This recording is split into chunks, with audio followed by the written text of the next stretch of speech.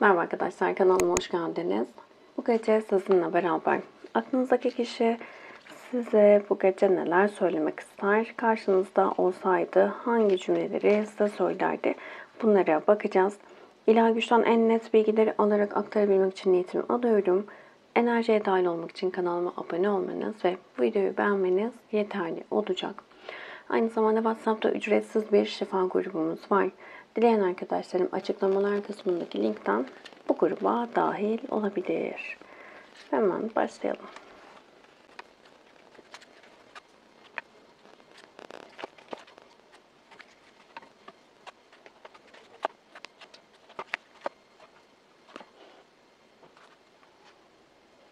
Evet, öncelikle genel olarak ilişkinizle ilgili neler düşünüyor bunlara bakalım.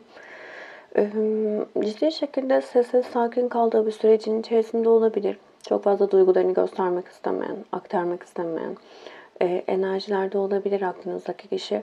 Şu an ilişkin içerisinde birçok engellerin olduğunun farkında.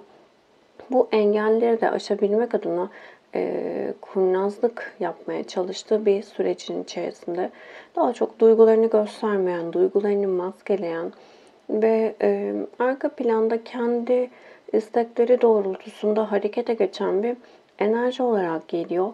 Evet, ilişkide zorluklar var. Bu zorlukları görmezden geliyor gibi düşünebilirsiniz ya da bu durumun hiç farkında değilmiş gibi yapan, harekete geçmeyen, hiçbir çabada bulunmayan biri olarak görüyor olabilirsiniz aklınızdaki kişiyi ama burada daha çok bir strateji geliştirmiş diyebiliriz. Daha böyle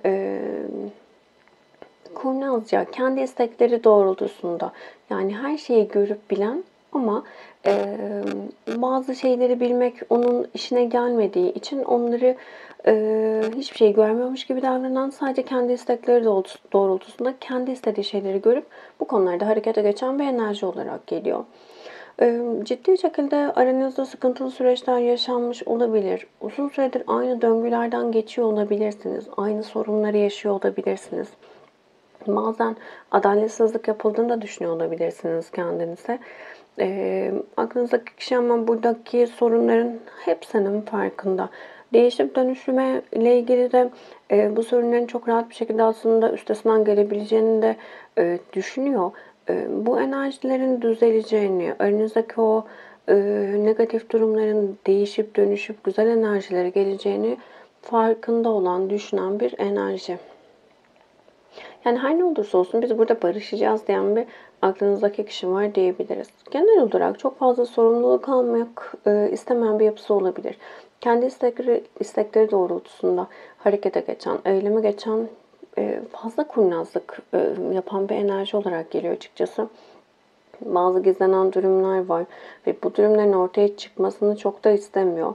O yüzden de şu anki enerjide biraz böyle kendini geriye çekiyor olması, harekete geçmiyor olması ya da sizin istediğiniz kadar tepki vermiyor ya da arka planda kalıyor olması, isteklerinizi yerine getirmiyor olması aslında bakarsanız burada planlı programlı olarak ilerlediği için diyebiliriz. Daha çok kendi istekleri doğrultusunda harekete geçen bencil bir enerjide diyebilirim bu bugünkü genel enerjisine baktığımızda açıkçası. Gizlediği şeyler var ve bu gizlediği şeylerin ortaya çıkmasını istemiyor. Bu genel olarak şöyle gizlediği durum olarak söyleyebilirim. Örneğin harekete geçmesi gereken durumlarda geçmediğini söylüyorsanız eğer, işte ya da hani safa yatmak falan derler ya, böyle bir enerji hissediyorsanız, ya ben işte onu düşünemedim, ya o aklıma gelmedi, öyle miydi, hiç duymadım gibi şeyler varsa eğer, burada aslına bakarsanız her şeyi duyup bildiği ancak bilinçli olarak harekete geçmediğini söyleyebiliriz aklınızdaki kişi için. İlişkinde bağımlı olmamalısın kartı geldi. Siz özelsiniz. Dünyadaki hiç kimse bir diğeriyle aynı değil. Kimse sizden değerli değil. Kimse sizi üzemez. Buna izin vermeyin. Kimse size aşkta neyin doğru olduğunu söyleyemez. Herkesin kendi aşk doğruları vardır. Her gün aynaya bakın ve nefes alabildiğiniz için şükredin. Aşk sadece sizi mutlu etmek için var. Bunu asla unutmayın. Aşkta kendiniz olmayı başarırsanız ilişki sürecektir dedi. Genel olarak da ilişki ve ilişki bağımlılığı ile ilgili sorunlar yaşıyor olabilirsiniz. Bu alana dikkat etmekte fayda var diyebilirim. Sizi değersizleştirdiğini düşünüyorsanız, sizi mutsuz ettiğini düşünüyorsanız bir ilişkinin ve orada kalıp devam ettirmek için ciddi çabalar harcıyorsanız, burada dönüp ben burada gerçekten duygudan dolayı mı kalıyorum yoksa bağımlılıktan dolayı mı kalıyorum diye güzel bir değerlendirme yapmanız gerekiyor diyebiliriz. Diğer kartlar da bize aslında bunu gösterdi. Özler kartı, sevilme ihtiyacı, hatıralar ve geçmiş özlem kartı ile beraber baktığımızda özler sorunlarınızın olabileceğini söylüyor kartlar ve sevilme ihtiyacınızdan kaynaklı, yani geçmişte özellikle bu tür durumlarda güvenle ilgili, güvenli bağlanmayla ilgili, daha doğrusu çocukluktan gelen o alınamayan sevgi, ilgi, alaka durumları olabiliyor. Bu durumdan kaynaklı sevilme ihtiyacınızdan dolayı her şeye evet diyen bir enerjiniz olabilir. Burayı güzel değerlendirip bu ilişkinin içerisinde gerçekten aşık olduğum, sevdiğim için mi varım yoksa bağımlılıktan kaynaklı mı buradayım diye sorgulamanızda fayda var diyebilirim. Şimdi bakalım size neler söylemek ister aklınızdaki kişi.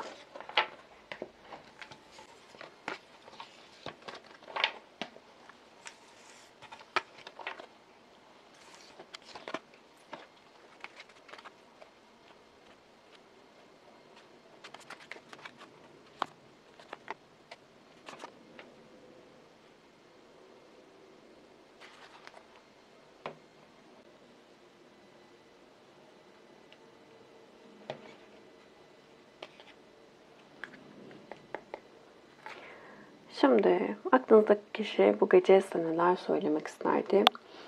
İki insanın birbirine ihtiyacı olduğunu anlaması için bazen ayrılmaları gerekir. Sen bir risktin, bir gizemdin ve tanıdığım en kesin şeydin. Kalbim aklımın açıklayamadığı şeyleri biliyor. Bağlantımız ilahi olarak zamanlanmıştır. Zamanı geldiğinde yanında olacağım. Bu yüzden sabırlı olup beni beklemen gerekiyor. Fark ettim ki kimseyle asla bu kadar gerçek bir bağım olmayacak. Çünkü sen daha önce tanıdığım herkesten farklısın. Sen ve ben aynı ateşin koruyuz, aynı yıldızın tozuyuz, aynı aşkın yankılarıyız, dedi. Seni üzmekten korkuyorum, dedi. Seni unutamadım, unutamıyorum, dedi. Kıskançlıkların beni üzüyor ve öfkelendiriyor ve mutsuzum, dedi. Genel olarak mutsuz bir enerjisi var ama güvenli alandan çıkmak istememesinden kaynaklı harekete geçmiyor diyebiliriz. Videoyu izleyen arkadaşım, erkeksen eğer, bu mesaj sana. Şimdi inzivaya çekilmeyi tercih ediyorum. Gün gelecek, devran dönecek, dedi. Bu ilişkide hiçbir sorun tek taraflı değil. Benden gizlediğin bir şeyler olduğunu biliyorum. Bunu ortaya çıkaracağım, dedi. Videoyu izleyen arkadaşım, kadınsan eğer, bu videoda bu video sana. Bu mesajlar da sana. Bu hafta sesimden dolayı affola. Genel olarak bu haftaki tüm videolarda sesten dolayı rahatsızlık vermiş olabilirim. Bu adamın kadınlarla ilgili duygusal yaraları var. Güvenmekte zorlanıyor, dedi. Yanıma geleceğin zaman kalbimde kelebekler uçuşuyor.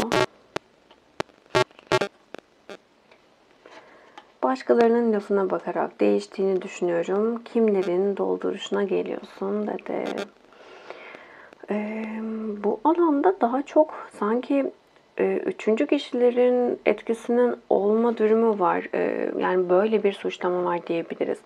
Yani sizin daha çok ilişkinizi etkileyen tarafın sizin alanınızda bulunan kişilerden kaynaklı olduğu düşünülüyor.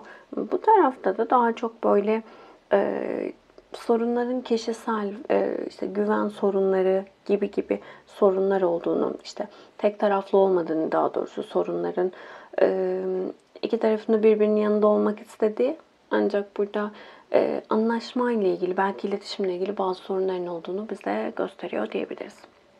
Kolektif bir açılım. Hepsiyle uyumlanamayabilirsiniz ama İçerisinden mesajlar almaya odaklanın lütfen. Videoyu beğendiyseniz beğen tuşuna basabilir. Abone değilseniz abone olabilirsiniz. Teşekkür ederim vakit ayırdığınız için. Başka videolarda görüşmek üzere. Hoşçakalın.